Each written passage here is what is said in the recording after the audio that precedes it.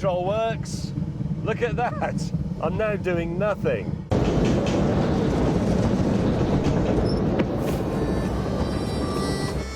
It wasn't just the vibrations that were bothering the inspectors, the noise was also an issue.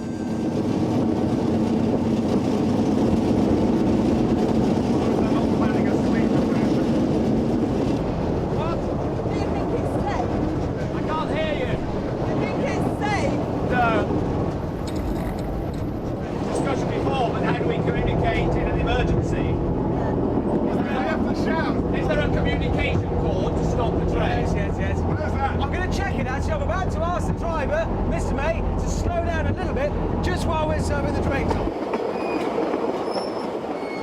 James! Oh!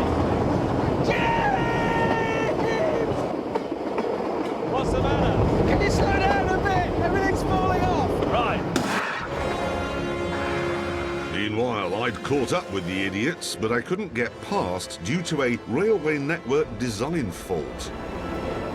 Even here, we're stuck behind caravans. If I'm honest, though, that wasn't the most immediate problem.